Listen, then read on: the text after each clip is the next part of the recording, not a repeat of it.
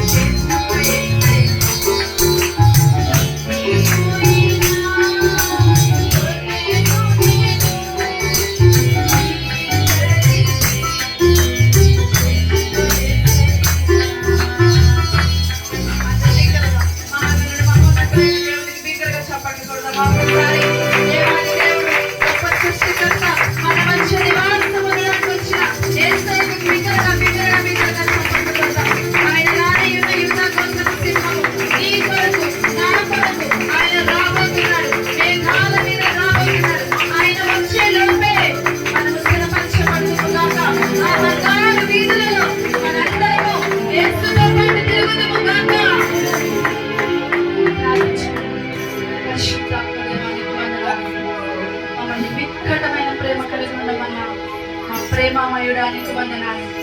ఇక్కడున్న ప్రతి బిడ్డని నాయన నీ చేతికి అప్పగిస్తున్నాను దేవా.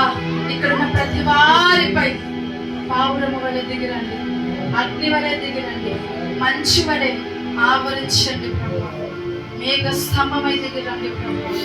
ఎవరెవరైతే నిజముగా నేను తప్పిపోయిన గొర్రెలను ఒప్పుకొని ఉన్నారో దేవా, ఒక్కసారి నన్ను చేర్చుకొని ఆరాధన చేసి ఉన్నారు, యథార్థముగా కన్నీటితో నీ ఎదుట పశ్చాత్తాపడి ఉన్నారు, నా తండ్రి నీవు చూచువాడు.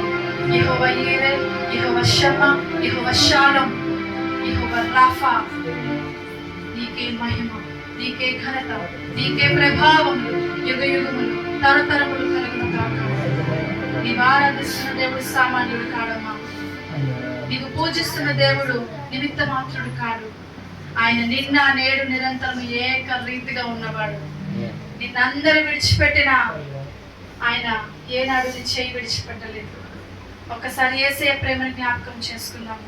యేసయ్య ప్రేమని మనం జ్ఞాపకం చేసుకుందాం. వాక్యము ద్వారా సూటిగా నేరుగా దేవుడు ఈరోజు అనేక మందితో, ఇక్కడున్న ప్రతి వారితో దేవుడు మాట్లాడి ఉన్నాడు. ఇక్కడున్న ప్రతి వారితో దేవుడు మాట్లాడి ఉన్నాడు. ఒక్క 2 నిమిషాలు యేసయ్య నీకు ఎలా తెలిస్తే ఆ విధముగా ప్రార్థిస్తారా? ప్రభువా, నిజమే నా జీవితం ఒకవేళ అట్టి రీతిగానే ఉందేమో ప్రభువా, ఈ రోజు నుంచి ఇదిగో నాయన శ్రేష్టమైనది విత్తుట నాకు నేర్పిస్తావా దేవా? నీ సన్నిధిలో ఎక్కువ సేపు ఎక్కువ కాలము గడపడం నాకు నేర్పిస్తావా? విక్కటమైన ప్రేమ కలిగి ఉండి ఒకరి కొరకు ఒకరు ప్రార్థించుటకు మాకు నేర్పిస్తావా? మమ్మల్ని బలపరుస్తావా అని యేసయ్యని అడుగుతాం. మహాపరిశుద్ధుడైన నా తండ్రి, నీ పరిశుద్ధమైన నామానికి మహిమ కలుగును గాక. నీ సంఘాన్ని, సేవకులని, ఈ యొక్క ఇగోనైనా ఇక్కడున్న ప్రతి బిడ్డని నీ చేతికి అప్పగిస్తున్నానయ్యా. ఎటువంటి తలంపులతో ఇగోనైనా, ఎటువంటి కష్టాలతో, కన్నీటితో, రేపు అన్న భయముతో ఇక్కడికి ఎంతమంది వచ్చినారో నాకు తెలియదు దేవా. వాళ్ళందరూ కూడా మేలు పొందుకొని ఇక్కడ నుంచి వెలుదురు గాక. కుటుంబాలలో సమృద్ధి నిండుకొనును గాక. సమాధానముతో వెలుదురు గాక. వట్టి మట్టి కుండలుగా వచ్చిన వాళ్ళు నిండు పాత్రలుగా వెలుదురు గాక. అభిషేకించబడుదురు గాక. ఉజ్జీవము రగులుకొనును గాక. ఈ మందిర ఆవరణంలో ఉండుట మాకు ధన్యత, మా ధన్యత. Thank you lord for everything you have done in our lives. కొద్దిపాటి ఆరాధన ద్వారా, విత్తబడిన వాక్యం ద్వారా ఇది జీవితాల్లో అనేకమైన మార్పులు తీసుకురండి. ఉజ్జీవపరిచి నూతన కార్యములు ప్రారంభించి కేవలం నీ నామానికి మహిమ ఘనత ప్రభావం కలుగుతుంది. యేసుక్రీస్తు నామములో అడుగుచున్నాము.